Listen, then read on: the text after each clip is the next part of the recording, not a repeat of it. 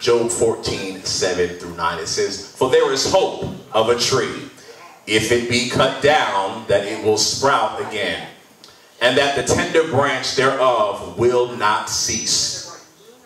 Though the root thereof wax old in the earth, and the stock thereof die in the ground." Listen to this. "Yet through the scent of water it will bud, and bring forth boughs like a plant." I'm going to read it in the NIV version. "At least there is hope for a tree. If it is cut down, it will sprout again, and its new shoots will not fail. Its roots may grow old in the ground, and its stump die in the soil. Yet at the scent of water," somebody say the scent of water, "it will bud and put forth shoots like a plant." I want to use two topics this morning. The first one is, what's that smell? Look at somebody and say, what's that smell? And the second one, I want you to look at somebody and say, make it rain. Make it rain. Come on, look at somebody, look like they've been there before. Say, make it rain. Make it rain. But at the scent of rain, it will bud and put forth shoots. It is inevitable that in life, we will at some point in our life experience a desert experience. We will experience drought. We will experience some type of difficulty. And oftentimes that season of difficulty is placed right before our greatest blessing. It is often when we are being set up to receive a blessing that it seems like everything that could go wrong would go wrong. It seems like right after we get the promise, that's when everything dries up. So it becomes very confusing when God gives us a word and shows us where we're going and shows us what we're capable of, but at the same time, everything is drying up. So that season is often placed strategically before our greatest blessing. But the ability to survive the dry place, somebody say the dry place. The ability to survive the dry place is critical because it is what you do in the dry place that sets you up for the rain. Amen. Everyone isn't cut out to survive the dry place. Everyone isn't set up to be able to endure drought. Tell somebody, I'm built for this. And so one of the greatest examples that we find of this is in the book of Exodus. We see in Exodus that Moses, he brings the children of Israel out. He brings them out of Egypt, and he brings them out, and they spend 40 years in the desert. And so what they have come out of almost now seems better than what they are in. What do you do? What do you do when what you left looks better than where you are but isn't what God promised you? What do you do when you are tossed between the decision of having benefits in bondage but freedom in the desert? What do you do when you are torn between the two? When you know what God has promised you, but it isn't exactly where you find yourself now? Tell somebody, I was born for this. How do you survive the places in between? The places in between. The places in between. Anybody been in an in-between place before where I don't know exactly what's coming, but I know I'm not where I used to be? I don't know exactly what is going to happen, but I'm glad I'm not where I was. The places in between. And so I want to use today, metaphorically, the creosote bush. C-R-E-S-O-T-E. C-R-E-S-O-T-E. Hope City, you know how we do. We write notes and stuff around it. Look at you. I love it. So, the creosote bush. I want to use it metaphorically because I want you to be able to equate yourself to this bush. So as I'm giving you these principles of the creosote bush, I want you to visualize it as you. Tell somebody, I am that bush. Come on, tell somebody, I am that bush. Come on, tell. No, I'm just playing. I am that bush. The creosote bush. It is common. I think I got a picture on there too. Look at that. I got presentations for you and stuff. Isn't that beautiful? Isn't that nice? Thank you. Thank you. The creosote bush, it is common throughout Western North America. It is ubiquitous and it is found in the Chihuahuan Desert. On view, it looks like a regular bush. It looks like something you might have outside your house. Looks like something they may have in front of your office building. It looks regular. In passing, you wouldn't pay any mind. In passing, you wouldn't look twice. But there is nothing regular about this bush. Tell somebody, say, that's not a regular bush. There are certain attributes of the creosote bush that make it special. This bush, unlike others, can survive the desert. This bush is able to survive the desert. It is able to do it because of specific attributes that are equated to this bush and only this bush. So I'm going to use these principles and these attributes of the creosote bush to show you how you survive the dry place, to show you how you survive the places in between, to show you how you survive the drought. Is that all right? Okay, so the first one is, it can survive the desert. Somebody say, it can survive the desert. It can survive in the hottest deserts where no other shrubs can survive. So it thrives where its peers cannot. It thrives where bushes just like it cannot survive. And so if you are going to survive the dry place, you have to have a specific attribute that sets you apart from everybody else. What is also so interesting about this bush is that it is an adversary to the other bushes because the water is drawn to this bush. So that bush, when it plants its roots, the other bushes are now fighting for water. But what's interesting is that the creosote bush isn't doing anything special. It's just being the bush. It's just being who it knows who to be. And so as others are competing with this bush, the creosote bush isn't doing anything special. It's just being who it knows how to be. Tell somebody, I'm not doing anything but being me. And so oftentimes in life we find that people may be competing with what we're doing, or we're wondering if people are going after what we have. But tell somebody, if you just be you, the water will come to you. So it is being who it knows who to be. It's not trying to be another bush. It's not trying to draw from another bush. It is simply standing and letting the water come to it. Tell somebody, I was built for this. The second thing it does, it contains chemicals and oils that make it unpalatable to most animals. And so although the bush is thriving, it is not to be eaten by other animals because it will kill them. And so that is to say that as people are coming near you and trying to get close to you and asking you for resources, it's okay to share because they'll never eat your harvest. It doesn't matter how close they get to you. It doesn't matter what they try to do. They will never eat your harvest. Tell somebody, my harvest can't be eaten. I don't care what they say, what they do, what they try to set up for you. You are covered. And we don't have chemicals, but we do have the blood.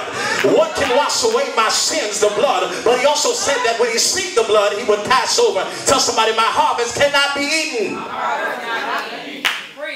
So it can survive the desert, and then it has chemicals that make it unpalatable. The next thing it does is it grows in different shapes depending on what it needs. I'm going to say it again. It grows in different shapes depending on what it needs. When you are trying to survive and grow, you have to be able to adapt. You cannot grow and expect to stay the same. You cannot grow and expect not to adjust. So you have to be transferable. You got to know how to be in the prayer room and the boardroom. I'm going to say that again. You got to know how to be in the prayer room and the boardroom. You got to know how to adjust and shift and position yourself to get what you need. Tell somebody, I move when you move. Just like that. You got to be able to move. So a lot of times when we are not experiencing growth in our life, it is not because the resource isn't there. It is because we have not adjusted ourselves to receive the resource. So oftentimes, even in church, we're used to doing things a certain way and seeing things a certain way. And we're wondering why we can't feel growth and feel the presence of the Lord. But you got to be able to adjust to get what you need. So what is very interesting is, the word transfer, in the Greek, it is the word metamorpho. Everybody say metamorpho. Come on, say it loud. Say metamorpho. That is where we get the word metamorphosis from. What I love about this definition, specifically in the Greek, is that the word metamorpho, it means to change, but keep your inner reality. It means to change, but keep your inner reality. So when you begin to change, it doesn't mean that you adjust your morals or your values or your principles. It just means I know how to be me in any atmosphere. I'm sorry. I know how to be me in any atmosphere. So when people are concerned about where you're going and what you're doing and who you are around, as long as you can keep your inner reality. We never go so far as where we don't know who we are and we adjust our morals. But tell somebody, I know how to change but keep my reality. So the next thing that it does, I love. It cultivates a microbial community on its branches. It cultivates a microbial bio-community on its branches. What that means is that this bush allows algae and fungi and bacteria to live on it. It allows it to do that because there is an exchange that takes place. The exchange is that when it rains, the algae and the fungi and the bacteria, they release certain attributes that cause this bush to grow. So that is why you have to be very careful about throwing everybody away. You have to be very careful about not allowing people to get close to you and people judging who's around you, because tell somebody, although you don't see it, they're helping me grow. There's something in all of us that will help somebody else grow. There is something in everybody that will help them grow. And so what others see as someone who doesn't need to be in your circle and you don't need to be around and has so much to talk about, you got to keep some of those people around you, because some of them will be nicer to you than the church people will. Some of those people will be kinder to you than some of the people that you love. Tell somebody, still keep them around you. The next thing it does, this is about to get so good. It has a unique smell. It has a unique smell. I think I want to say it again. It has a unique smell. It has volatile oils, mostly turpentine, limonene, and camphor. What these oils do to this bush is very, very, very, very interesting. They cause the bush to smell like rain. They cause the bush, she said, amen, she liked that part. They cause the bush to smell like rain. They cause the bush to smell like rain. They cause the bush to smell like rain. So much so that when you are around it, you can't tell if it's the bush or if it's the rain coming. It smells like rain. So when Job says in verse 9, yet at the scent of rain, or at the scent of rain it will bud, I am not referring to you as the budding tree. I am referring to you as the rain. Yes, sir. You are the rain. Tell somebody, I am the rain. I am the rain. At least there is hope for a tree that if it is cut down, it will sprout again, and its new shoots will not fail, and its roots may grow old in the ground, and its stump die in the soil. And yet at the scent of rain, tell somebody, when you smell me, it will bud and put forth shoots like a plant. So I am referring to you as the rain to say that you are somebody's rain. You are the scent that somebody needs to grow. Tell somebody, as long as you're around me, you'll never stop growing. Come on, talk to somebody. Tell them, as long as you're around me, you'll never stop growing. And as long as I smell like rain, I'll never be in a drought. Hey! As long as I smell like rain, I'll never be in a drought. Tell somebody, what's that smell? Come on, look at somebody, say, what's that smell? Yeah, that's not the rain you smell, that's me. Yeah, that's not the rain you smell, that's me. Yes, that's not the rain you smell, that's me. Look at somebody and say, what's that smell? So he was referring to this bush as the rain. What is so interesting is that the same chemicals that cannot be eaten are the same ones that cause it to smell like rain. So you have two options. You will either die or you will grow around me. I said you will either die or you will grow around me. Look at somebody, say you have two options. You either gonna die or you're gonna grow. Come on, look at somebody, I said you have two options. You're either gonna die or you're gonna grow. You are the creosote bush. You are the creosote bush. You are the creosote bush. And so whatever is around you has no choice but to grow. Whatever is around you has no choice but to grow. The creosote bush causes the smell of rain even in a drought. You are the creosote bush. That's how we do it right here. Stand up. You are the creosote bush. They looking like, you done? Yeah, every Sunday we out of here. Don't take long to get it. Did you get it? Okay then.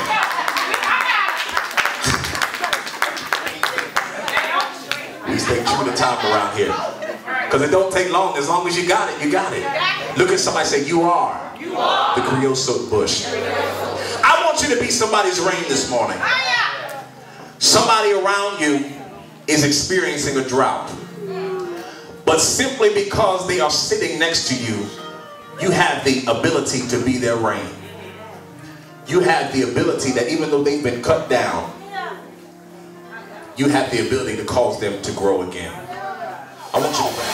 Hey, and as they're praying, see the life coming back. See yourself growing again. See yourself building again. Come on, speak life. Hey, those of you that have a heavenly language, go into the spirit. Come on, speak life. I shall live. Come on, speak life. Cause it to grow. I shall live. Hey, come on, speak life. Come on, speak life. I shall live. Come on, come on, come on. Help them get it back. Help them get their joy back. Help them get their heart back. Hey, I shall live. It's growing again. Hey, it's growing again. Come on, a few more moments. There's life still left in this.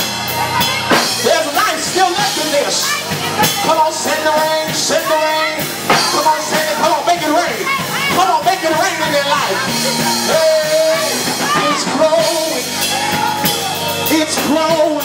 Hey, come on, say it. It's growing. Come on, pray for them. Yeah. Let's come out there. Hey, hey, that's it, that's it. That's it, that's it. Come on. I don't care. Whatever looks dead, it's going to grow again.